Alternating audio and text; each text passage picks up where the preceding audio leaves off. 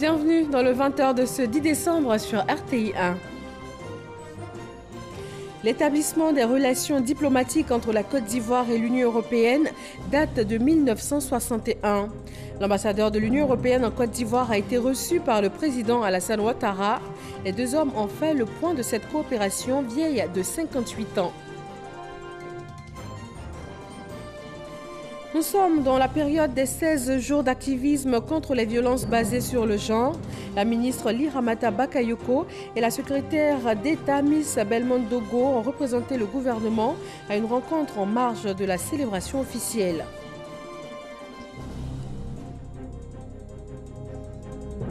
COP 25, les ministres africains de l'environnement font le point des négociations. Il s'agit de permettre au groupe de négociateurs pour l'Afrique sur les changements climatiques de parler d'une même voix et d'adopter une stratégie commune de lutte contre les changements climatiques. Et puis ce projet de construction de logements socio-économiques à Songon-Kassemblé, le ministre de la Construction, de l'Urbanisme et du Logement a posé la première pierre sur le site d'une superficie de 30 hectares. Il va abriter plus de 2040 logements. Bonsoir à tous. L'ambassadeur de l'Union européenne en Côte d'Ivoire a été reçu aujourd'hui par le chef de l'État. Jobs von Kirchmann a fait au président Alassane Ouattara le point de la coopération qui lie son institution à la Côte d'Ivoire. Chiram Kofi Abola. Job Kirchmann, ambassadeur de l'Union européenne en Côte d'Ivoire, est en poste depuis plus d'1 an. Sa mission, contribuer au renforcement du partenariat entre la Côte d'Ivoire et les 28 États membres de l'Union européenne. Un partenariat dont les effets se font sentir dans plusieurs secteurs, tels le commerce, l'énergie, la sécurisation du foncier rural ou encore la bonne gouvernance. Au président de la République, qu'il a rencontré ce mardi matin, le diplomate européen a confié que la coopération entre les deux parties est au beau fixe. Et on a pu le constater aussi dans le dialogue politique qu'on avait hier, en présence de beaucoup de membres du gouvernement, beaucoup d'ambassadeurs de différents pays de l'Union européenne.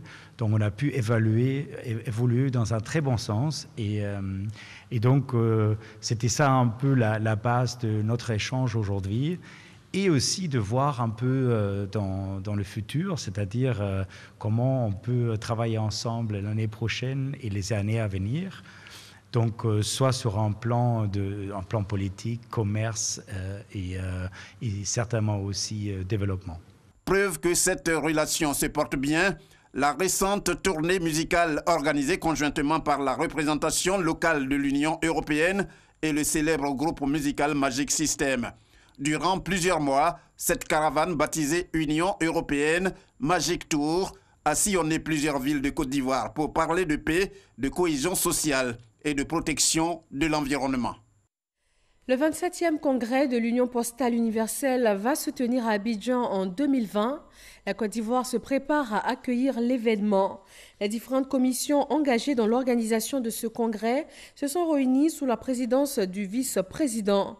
Daniel Cablon-Duncan a visité les différents sites qui vont accueillir l'événement du 10 au 28 août 2020. La commission électorale indépendante CEI installe les commissions locales. 549 commissions vont être installées du 9 au 23 décembre dans tout le pays. Ensuite, les commissions de l'étranger en janvier et en février. Le coup d'envoi de l'opération a été donné ce mardi par Ibrahim Kuibier Koulibaly, président de la CEI. Moussa Konaté. Sissé Mamadou, Kwame Kwaku Deni, Seigneble Germain Claude sont respectivement président, vice-président et secrétaire de la commission électorale départementale Abidjan 3, couvrant les communes de Cocody, Plateau et Bergerville. Ils ont été élus à l'unanimité par les 7 commissaires locaux. Une fois qu'on est commissaire pour toute la Côte d'Ivoire. Et la CEI couvrant toute la Côte d'Ivoire, donc ça va de soi qu'on soit juste. L'élection de ces responsables locaux, supervisée par Kuibier Koulibaly, le président de la commission électorale indépendante, les invite à être exemplaires dans l'exécution de leur mission. Faisons de sorte que notre mission soit expurgée de toutes les irrégularités. Faisons de sorte qu'il n'y ait pas de fraude dans l'exécution de notre mission. Agissons conformément à ce que la loi dit. Faisons de sorte que ceux qui nous ont envoyés ici, c'est-à-dire le peuple ivoirien, soient satisfaits de nous. On ne nous demande pas de choisir, on nous dit d'être des arbitres, d'être un arbitre juste.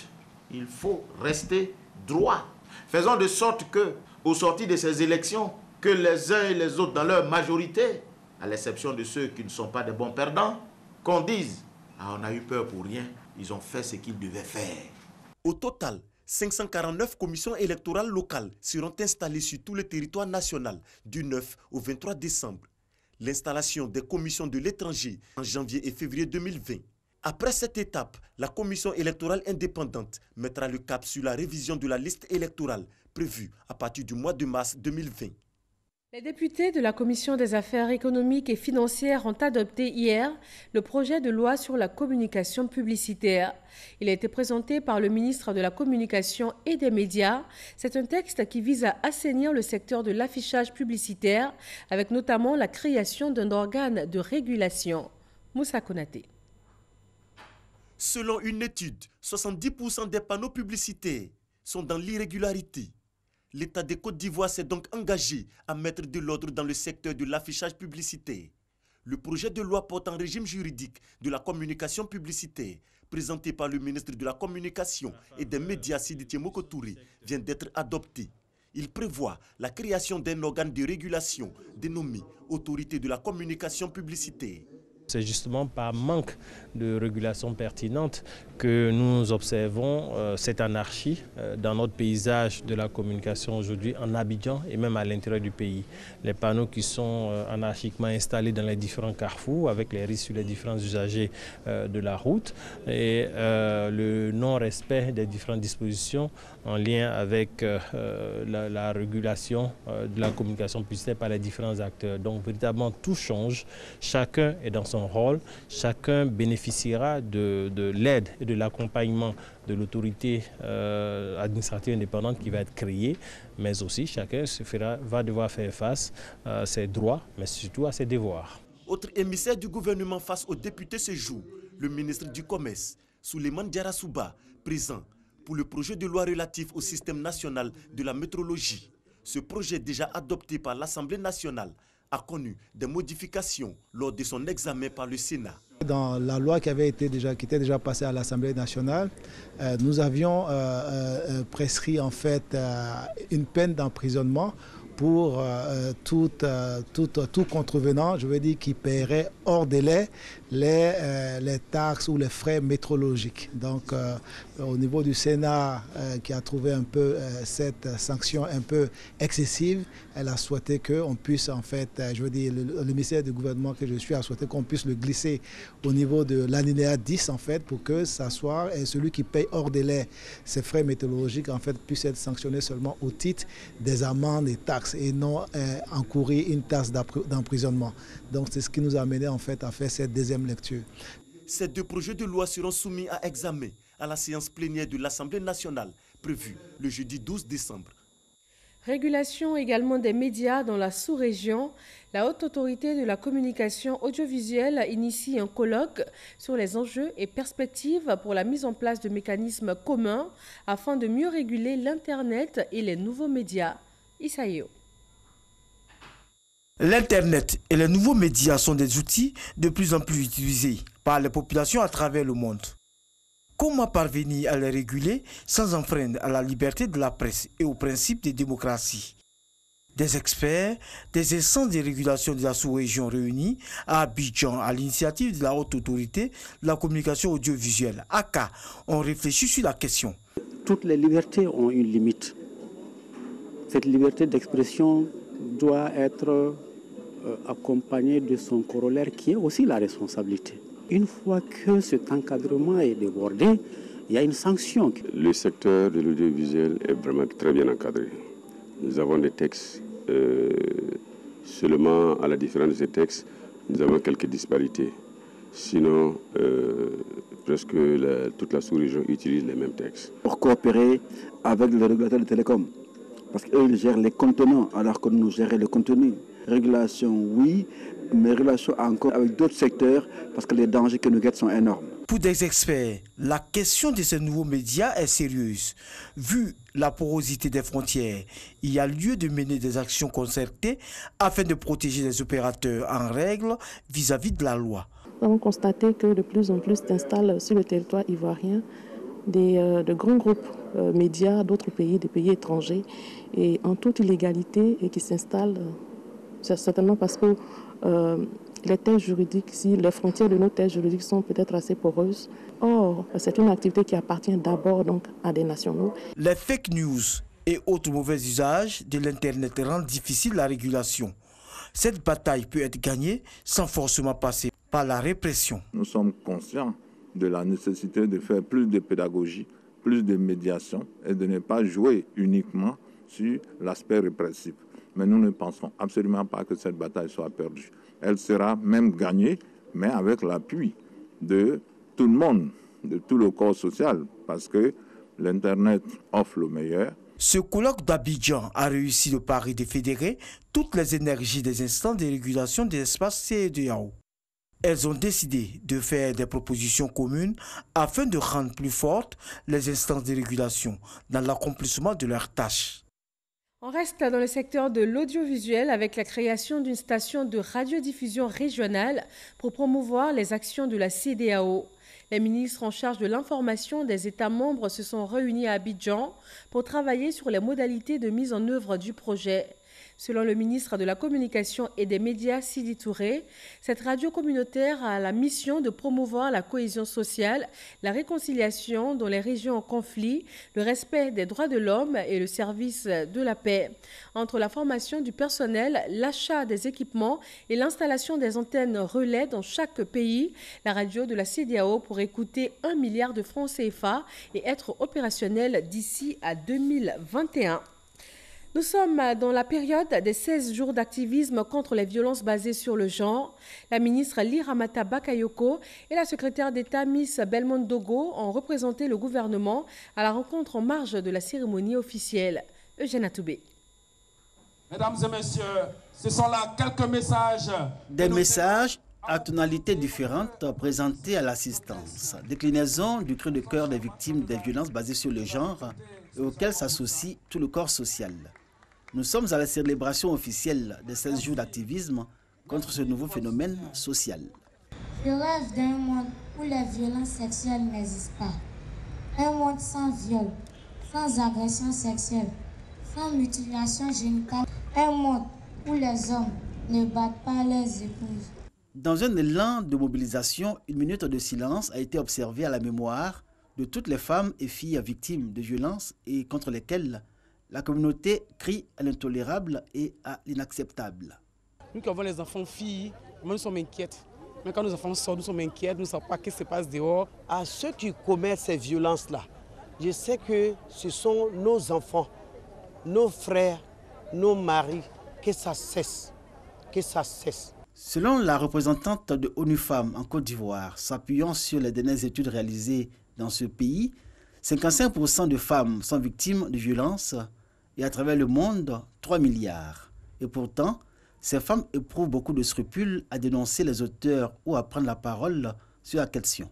Toutes et tous, il nous faut barrer la voie à l'impunité, sanctionner sévèrement les auteurs de viols et de toute autre forme de violence exercée sur les femmes et les enfants. J'en appelle donc à une prise de conscience collective et à la responsabilité de tous, les pères et de toutes les mères de famille. Oui, parce que la première protection de l'enfant, c'est dans la famille. Si la cérémonie contre les violences basées sur le genre n'avait rien de moment de joie ou de revendication, les auditrices des IFEF ont, le temps d'une pause musicale, rappelé que les filles, autant que les femmes, ont de la vitalité et en tant qu'actrices participant au développement de la Côte d'Ivoire, assurer leur protection et reconnaître leurs droits est un moyen d'inclusion sociale et de réduction de la pauvreté. Protection de l'environnement, les ministres africains de l'environnement se sont retrouvés pour faire le point des négociations de la COP25. L'objectif est de permettre au groupe de négociateurs pour l'Afrique sur les changements climatiques de parler d'une même voix et d'adopter une stratégie commune. Grace Kando, envoyé spécial à Madrid.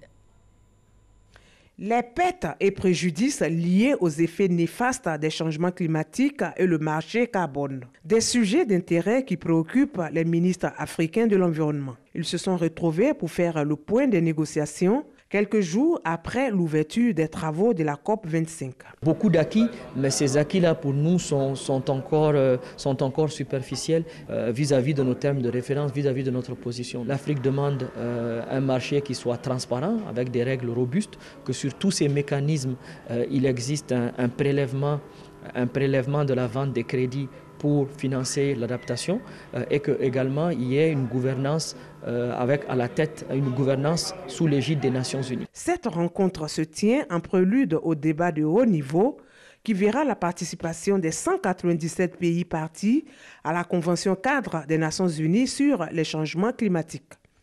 Nos attentes, évidemment, c'est que nous puissions nous accorder avec, puisqu'il y a une opposition entre les pays en développement et les pays développés, surtout sur la manière de comptabiliser, puisqu'il y a une double comptabilisation. Il faut reconnaître que dans cette comptabilisation ou dans ce processus, il y a des projets qui sont mis en œuvre dans les pays en voie de développement pour, disons, la réduction des gaz à effet de serre qui sont comptabilisés dans ces pays et comme le financement vient des pays développés, eux aussi ils comptabilisent. Donc nous voulons, disons, ne pas permettre la double comptabilisation. Il y a encore des points de blocage, notamment liés à la question de l'équilibre entre l'adaptation et l'atténuation. Alors nous espérons qu'il y aura des évolutions dans les jours à venir. Selon les ministres africains de l'environnement, cette COP25, dite COP de l'action, doit permettre l'effectivité du transfert des technologies vertes à tous les pays, quel que soit leur niveau de développement. Sur le sol ivoirien, précisément à Songon-Kassemblé, le ministre de la Construction, de l'Urbanisme et du Logement a posé la première pierre pour le lancement officiel du projet de construction de logements socio-économiques. Le site, d'une superficie de 30 hectares, va abriter plus de 2040 logements. Frédéric Oulaï et Issaïo. Voici le visage que présentera Songon-Kassemblé dans 10 mois. À travers la pose de cette première pierre, le ministre de la Construction, de l'Urbanisme et du Logement, Bruno Nabanye-Koné, accompagné de son collègue Joseph Sekaseka, rend officielle la réalisation du projet de construction de logements socio-économiques. Dans cette commune de Songon, qui abritera la cité Perle des Lagunes, sortiront de terre 3000 logements économiques de type R+4 pour la première phase. Ce projet s'inscrit dans le cadre du programme social du gouvernement ivoirien, le PS-GOUV. Le gouvernement qui est résolu à améliorer les conditions de vie de nos populations a décidé de travailler activement pour faciliter l'accès au logement. Et nous sommes donc très heureux d'accompagner toutes les initiatives, surtout quand il s'agit d'initiatives d'envergure. Ici, il s'agit d'un projet à terme de 30 000 logements, sur une première tranche de 3 000, avec un groupe qui a une expérience et qui s'appuie sur des partenaires internationaux qui ont de grandes capacités, aussi bien au plan technique qu'au plan financier. Si la question du déficit du logement se pose en Côte d'Ivoire avec acuité, le maître d'ouvrage de ce projet s'engage à accompagner l'État ivoirien dans sa politique d'accès au logement pour tous. Nous avons un engagement pour notre pays. Au-delà du caractère marchand de ce que nous pouvons entreprendre, vous verrez que l'ensemble de tous nos projets obéit à une valeur ajoutée sociale. Et le logement obéit justement à cette valeur ajoutée sociale. Et ici, nous sommes avec des partenaires chinois qui ont une expérience, une expertise. Cette opération de 30 000 logements va durer 7 ans. La livraison de 3 000 clés prévue dès septembre 2020. Ces logements composés de haut et bas standing viendront soulager la population. Le ministre Bruno Nabanye-Koné a donc invité la population de Songon à s'impliquer dans la réalisation de ce projet.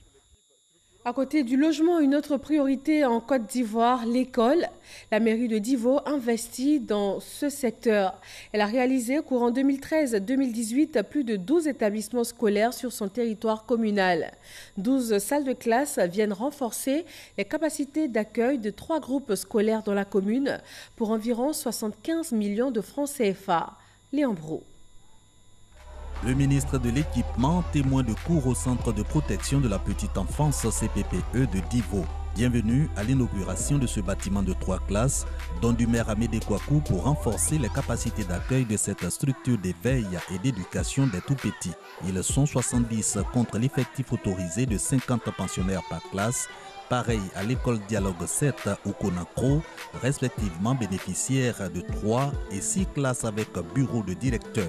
Un soulagement pour l'administration scolaire. Vous avez une classe de CP2, il y a 120 élèves, vous êtes obligé de diviser la classe en 2. Il y a un groupe qui vient le matin, un groupe qui vient le soir. Parce qu'il n'y a pas de salle.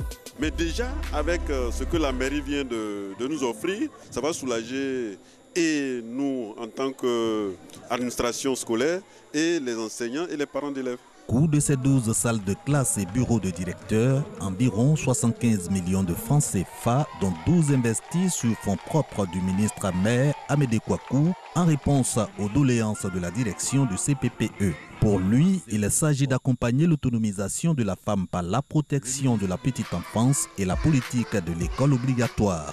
Tout pour l'avènement effectif de l'Ivoirien nouveau. Vous, enseignants, vous avez en charge la vie de ces enfants. Vous avez en charge leur avenir.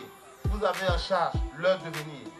Vous devez les former pour que l'esprit nouveau, l'esprit de l'Ivoirien qui aime son pays, habite ces enfants-là. Vous devez donc les former pour que ces enfants deviennent d'eux-mêmes des hommes importants dans ce pays. Que Dieu bénisse ces salles de classe dans lesquelles les enfants vont étudier, pour que demain, ils deviennent des grands types, qu'ils deviennent des Ivoiriens avec un esprit de paix, de cohésion et d'entente. Engagement immédiat du maire de Divo, achèvement des projets en cours et dotation des écoles de latrines pour étoffer les équipements éducatifs de la mairie, portant déjà sur la douzaine d'établissements, dont 6 écoles maternelles.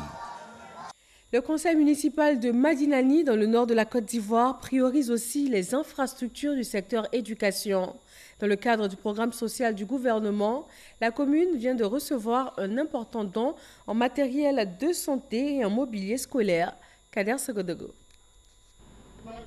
Le maire de la commune de Madinani fait don d'un lot de matériels médicaux, de bureaux-mètres et d'ordinateurs complets d'un coût de plus de 18 millions de francs CFA. Ce lot de matériel composé d'intrants pour la santé, pour l'éducation, vient pour combler un manque et permettre à toute la population d'en bénéficier. Ce don s'inscrit dans le cadre du programme social du gouvernement où les plus hautes autorités ont décidé d'accentuer leurs efforts en matière de politique sociale au cours de l'année 2019-2020. Nous sommes vraiment heureux de contribuer à la bonne marche du secteur de la santé à Madinani, en mettant à la disposition de l'hôpital général donc de Madinani un ensemble de dons. Il revient donc à chacun et à chacune, à quelque niveau qu'il se situe, d'accompagner de façon plus générale l'État et de façon particulière à travers les appuis que nous ne cessons d'appeler pour le conseil municipal qui est leur affaire à tous et à toutes. Le conseil municipal a déjà initié en juillet dernier une campagne médicale gratuite en faveur de l'ensemble de la population. Côté éducation, un don de 865 tables bancs, 10 ordinateurs complets, des valises pédagogiques a été remis au monde scolaire. De la santé, les 20 ans de pratique de la vidéo-endoscopie chirurgicale ont été célébrés en Côte d'Ivoire à l'hôpital Mère-Enfant de Bangerville. Il s'agit d'une technique opératoire qui permet de réaliser des interventions chirurgicales à ventre fermé. Une chirurgie moins coûteuse avec moins de risques d'infection et de prescription médicamenteuse. Salima Toudia. En 1999, la vidéo-endoscopie chirurgicale faisait son apparition en Côte d'Ivoire. Voilà 20 ans que cette technique opératoire qui permet de réaliser des interventions chirurgicales sans ouvrir le ventre en grand est pratiquée. Le président de l'association ivoirienne de chirurgie fait le bilan de cette pratique. C'est une chirurgie qui commence à être répandue et qui commence à être maîtrisée par les différents chirurgiens. Parce que la courbe d'apprentissage est très importante et très longue parfois. Il y a quelques hôpitaux comme le CHU de Tréchouil, le CHU de Yopougon, où il existe des colonnes qu'on a beaucoup de mal à entretenir parce que c'est du matériel de haute technologie qui nécessite un entretien et une maintenance permanente. Des journées scientifiques ont été organisées à l'hôpital Mère-Enfant de Bingerville pour la commémoration des 20 ans de la pratique. Même après 20 ans de pratique, on constate qu'il faut encore faire de la sensibilisation, qu'il faut essayer de répandre dans tout le pays cette intervention. Une fois qu'il y aura quand même une masse critique de praticiens suffisamment formés, on comprend qu'on pourra mettre ces colonnes dans tous nos hôpitaux généraux, dans tous nos hôpitaux départementaux. Durant une semaine, un séminaire panafricain de formation regroupant des étudiants spécialisés en chirurgie pédiatrique a été organisé au sein de l'hôpital en partenariat avec l'association humanitaire française, la Chaîne de l'Espoir. La formation des praticiens reste essentielle dans cette pratique qui relève d'un intérêt socio-économique pour le pays, selon le ministère de tutelle. Le docteur Eugène Aka Aoulé, qui s'intéresse naturellement à la formation continue de ces praticiens, est disposé à aider les chirurgiens de Côte d'Ivoire et aussi de la sous-région par la création dans les meilleurs délais d'un centre intégré de formation en vidéo-endoscopie chirurgicale digne de ce nom et à la dimension des ambitions de notre pays en marche vers l'émergence. La sensibilisation des chirurgiens et de la population à l'intérêt de cette technique révolutionnaire qui améliore la qualité des soins a mis fin à ces journées scientifiques. En religion, la première édition de la Wazifa internationale du Comité national de coordination des activités de la Tidjaniya en Côte d'Ivoire. Une cérémonie religieuse où les guides spirituels de la Tidjaniya, les imams, les prédicateurs et les fidèles musulmans ont prié pour des élections apaisées en Côte d'Ivoire en 2020. Par Gasson Okone.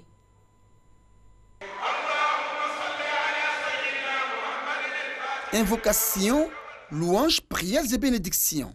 Les temps forts de cette première édition de la Wazifa internationale, rencontre islamique qui a réuni à l'intérieur et à l'extérieur de la grande mosquée Salam du Plateau, imams, prédicateurs, fidèles et califes de la Tidjaniya du Sénégal, du Niger, du Burkina Faso, du Mali, de la Guinée-Conakry et de la Côte d'Ivoire, mais aussi ceux du Maroc et de certains pays de l'Europe. À cette occasion, des prières ont été faites pour des élections apaisées en 2020. Quand on parle de Wazifa, ce sont les invocations quotidiennes que chaque Tidjane est tenu de faire. Mais après ça, on peut demander quelque chose à Dieu. Généralement, après les Wazifa, c'est qu'on demande à Allah l'accorde. On va demander à chacun de faire des bénédictions pour le pays et pour la cohésion, pour les élections à venir, pour que les choses se passent dans la paix, dans la tranquillité, dans la quiétude. Nous partageons une religion de paix et nous prions pour la Côte d'Ivoire, que la paix règne ici en Côte d'Ivoire. C'est un pays qui nous est cher aussi. La contribution du soufisme à l'éveil des consciences en Afrique, c'est le thème retenu pour la Wazifa internationale 2019. Un thème fort apprécié par guides et fidèles de la communauté musulmane tidjanite. Le fait de choisir ce thème-là, c'est une façon de donc participer à l'éveil des consciences pour que chacun de nous puisse s'approprier la valeur commune qui est la paix, qui est la denrée la plus recherchée, qui est la plus enviée en ce moment, dans une Afrique meurtrie par la violence. C'est une très bonne initiative, que vraiment ça puisse se répéter au moins chaque année pour que tous les musulmans puissent se réunir. Ça permet à tout le monde d'être un, d'être ensemble. C'est bienvenu même, puisque ce qui plane dans l'air n'est pas bon, ça nous effraie.